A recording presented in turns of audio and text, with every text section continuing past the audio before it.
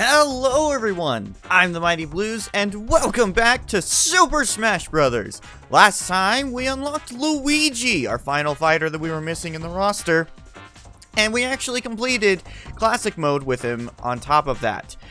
This time, we're gonna stop ignoring our newcomer. We're going to tackle Captain Falcon, and looking at his costumes, he doesn't really have anything of interest. The one thing I could probably say is that he probably has references to Black Bull in this costume, which that's just an assumption. Black Bull is one of the antagonists of the F-Zero series, and this skin, I want to say, is a reference to Blood Falcon, which is like some weird evil clone of Captain Falcon. I don't know for sure. I like F-Zero a lot. F-Zero GX is one of my favorite racing games ever. But admittedly, I don't know anything about the plot. So don't ask me about plot-related things, because I can't answer them. Captain Falcon, a regular pilot in the Great Galactic Race F-Zero Grand Prix. Captain Falcon is skilled at collecting prize money. Much about his past remains hidden in shadow, but it's clear that many a villain hold a powerful grudge against him. Interesting that they completely ignore the fact that Captain Falcon's also a bounty hunter, but yeah, sure. So let's not waste any more time and let's just dive on into Captain Falcon's route. He looks so pumped. He's just like, I'm gonna punch all of you. I love it. Captain Falcon is a character that I love to death. He's always like my at-home character. Also, just gonna say this now, I may struggle a little bit. This is a new recording session, and of course, I made the mistake of playing Smash Melee before this. I actually didn't know I had 20XX downloaded on my computer, and so I actually used the same emulator, which, yes, unfortunately, I am using an emulator to play this game. While I do have an N64 copy of Smash, it's actually just much better to record it on PC. It looks nicer, there's less issues, so I've been recording it on PC. Plus, I can use a GameCube controller, but I use Dolphin emulator to play Smash 64, as any game that was released on the Virtual Console can run on Dolphin. It's just a matter of if you download the Virtual Console version. And because of the fact that not only do I have an N64 copy of this game, I also have a Virtual Console release of this game, as that's how I originally played it. That's what I mentioned before. I was playing 20XX before this because I was like, man, I have this? I didn't even know I did. And yeah, that was a mistake because that game plays very differently to Smash 64. I mean, for one, it's like a modded version of Melee, so, you know, there's that. But Captain Falcon is a close quarters brawler. This boy deals a lot of damage up close, but he has no projectiles. Additionally, he does have a gentleman, which is his 3-hit jab. He also has a flurry of punches, which his flurry of punches just looks so dumb in this game. I love how it looks. But we'll get into his specials in the next fight, as these Yoshis are dead. Even though, yeah, that Yoshi had a gun.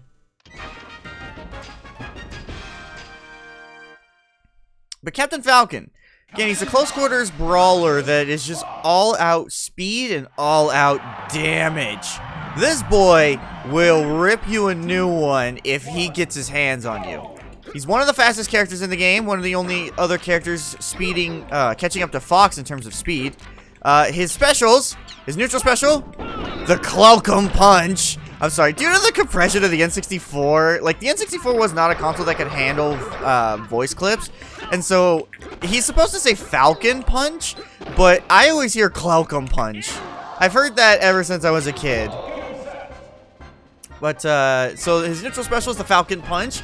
It's a just really powerful punch. That's all it is. It's a really powerful punch that has a nice, cool flame effect.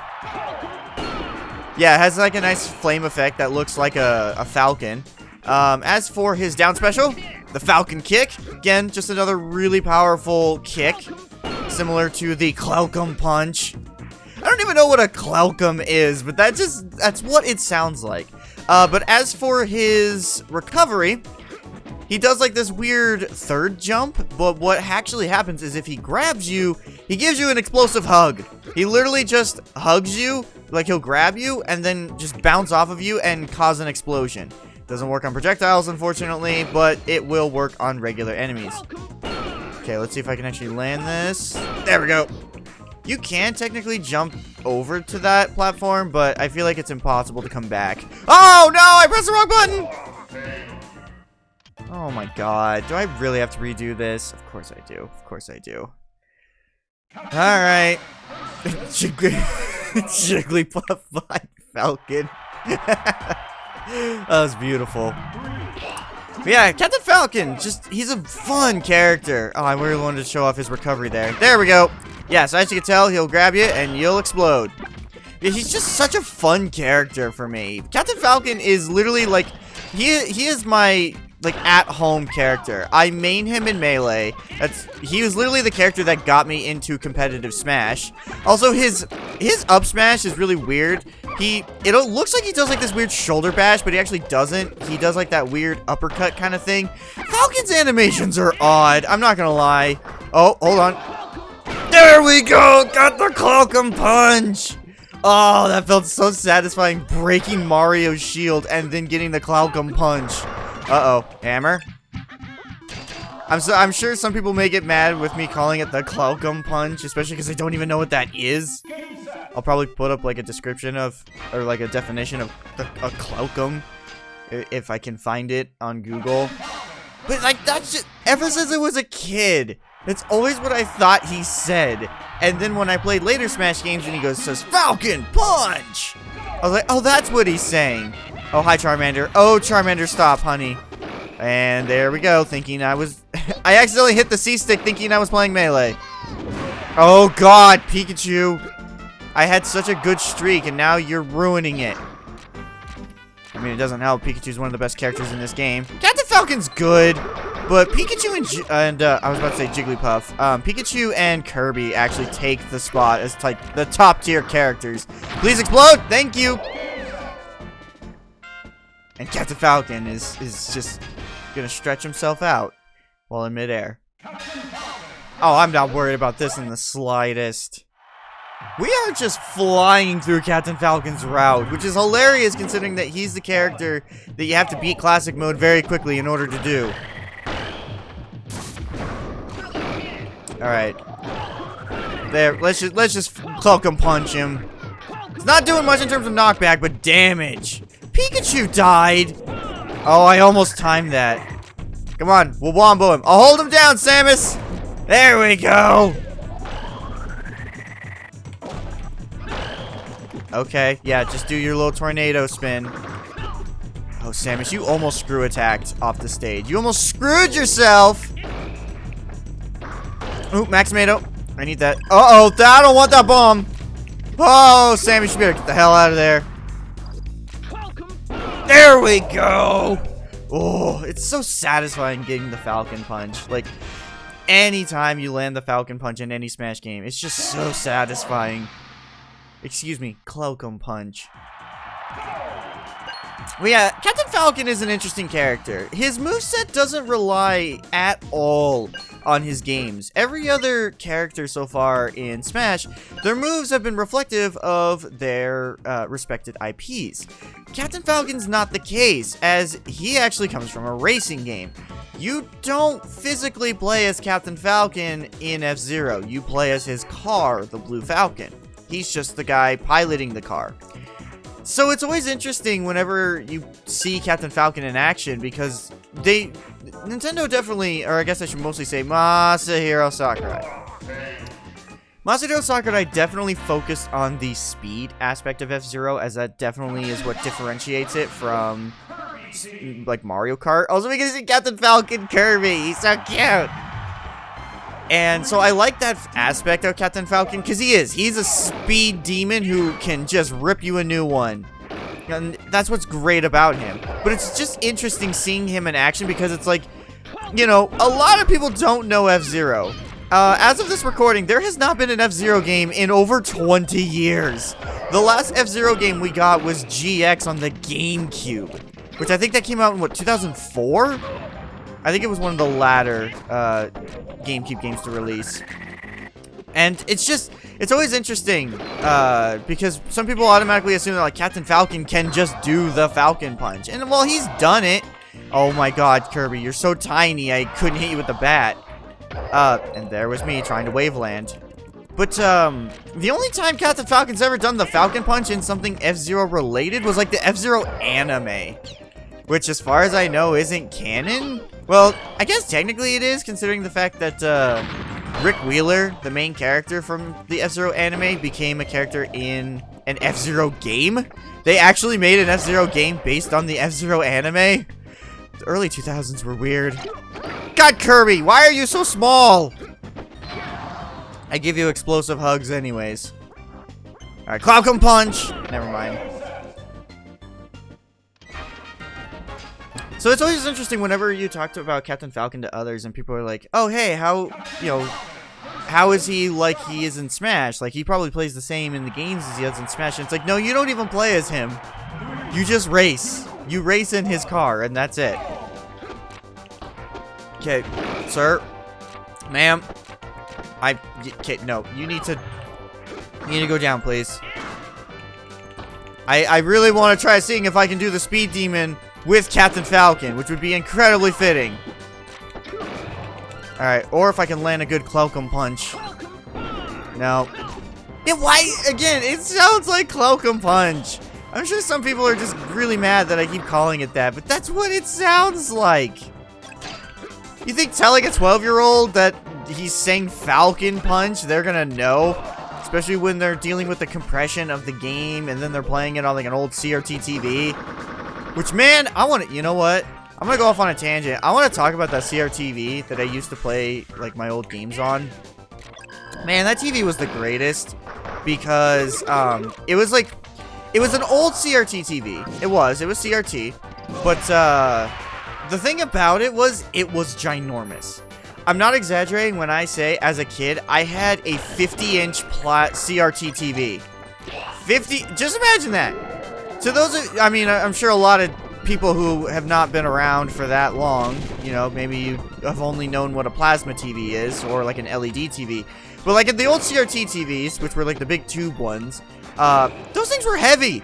Those things were very heavy because you had like all the components to the TV in the back, like in that little box. And the screens were mostly made of glass, like really thick glass. So that made it heavy as well. So then imagine having one that was 50 inches. That thing was so honking big, it was on wheels.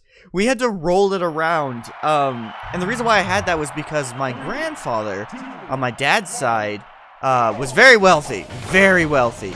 And he actually got like a custom-made entertainment center for that TV. Like, he got it like all custom built. Like, he had to go to some fancy... Good job, Mario. He had to go to like some fancy furniture shop where they sold the TV, and like he had to get the entire set with it. So it came like this really fancy entertainment center, and I remember just having that as a kid and just absolutely loving it. Because by the time I was old enough to get into competitive Smash Brothers, you know, I started learning about how CRT TVs were better than plasma because you had to deal with less input delay, and that was really important to me because it's like, yeah, you want to make sure your attacks are as accurate as possible. Plus, I was getting into retro game collecting at the time, so when I got like my Super Nintendo and I was playing Earthbound and Super Metroid and all that stuff, I wanted to make sure I could play it as easily as possible because I didn't have HDMI outputting for all my consoles like I do now. And on top of that, I also had like a smaller CRT TV in my bedroom. But I just remember, you know, my friends would always come to my place to practice Smash because I was the kid that had the giant TV. And we could play with zero input delay on the giant TV. And it was so great. And I also remember we would, you know, play the Wii as like a family on it, which never happened. Like, my parents hated video games. The Wii was like the only console they cared about, and Wii Sports was the only thing that they cared about. So if it wasn't Wii Bowling, they didn't want to play. But whenever we would play Wii Bowling together, we would always play on that TV. And I remember my dad specifically broke that TV because he threw a Wii remote at it. Yes, my dad was one of those people who thought that he didn't need the wrist strap when playing Wii Bowling. But the thing was with this TV, even though it was like a big fancy TV and it was super expensive, I think my dad told me that entire entertainment center cost close to 10 grand. Even though it was super expensive, the screen on the TV was actually plastic. It wasn't a glass screen. It was just like some thin plastic, like almost like plexiglass. It was kind of like a plexiglass screen that actually had ribbing on it that was threaded the same as the scan lines you would see on a CRT. So it wasn't just like flat plexiglass. It was actually had grooves on it, which was interesting. And I remember, as a kid, I always thought it was glass. But then I always thought it was, I always thought it was actual glass. And then my dad threw the Wii remote at it and cracked it. Thankfully, the TV was still perfectly usable. Like, it wasn't like glass where you crack it and then you got the whole, you know, the cracks just make it unusable.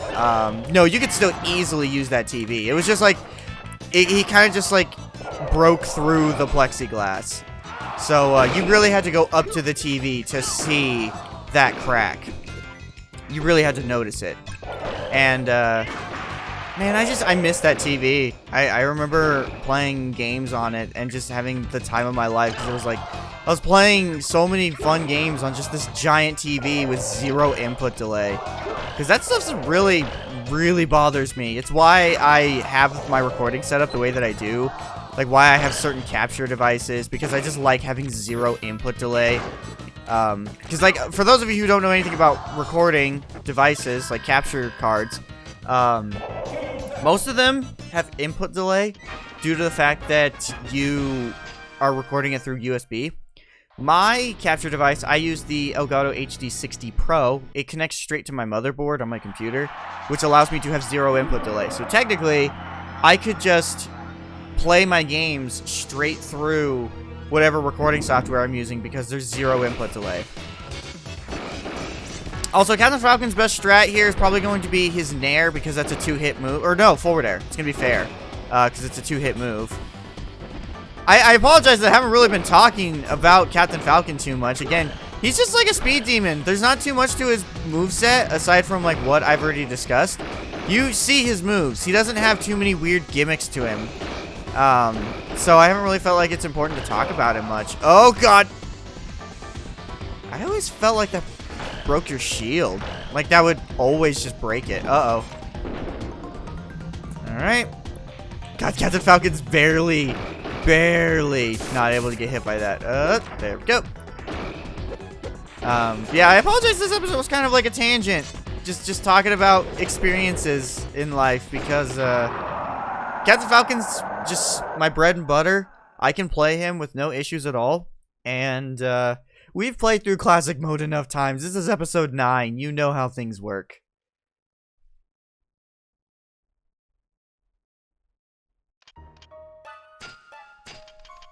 And I got Speed King. Not surprising, but I got it.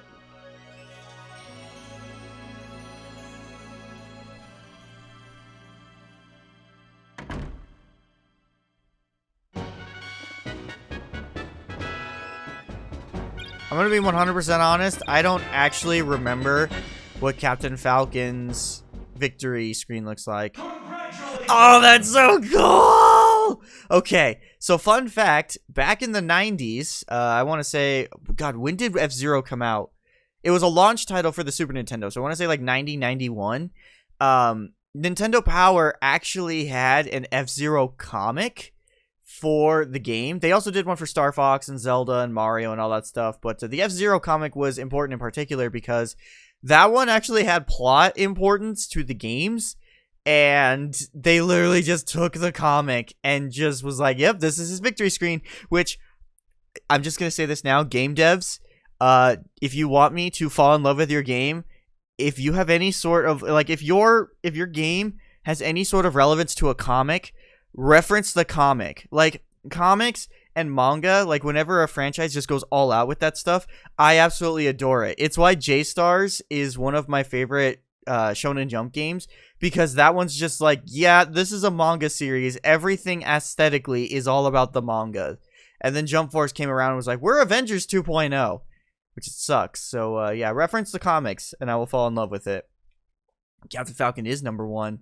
But of course, since we don't have any more characters to unlock, nothing to achieve here. Just going to be beating classic mode, and that's actually going to be it for today. Thank you all so much for watching, and next time, we'll be tackling one of the original 8s again. I don't think we're going to be diverting our attention from the for the newcomers for too long. So, we'll see you all later as we will be tackling Fox's route. I actually had to remind myself who it was. I couldn't remember if it was Kirby or Yoshi. It's Fox. And I'll see you all then. Goodbye!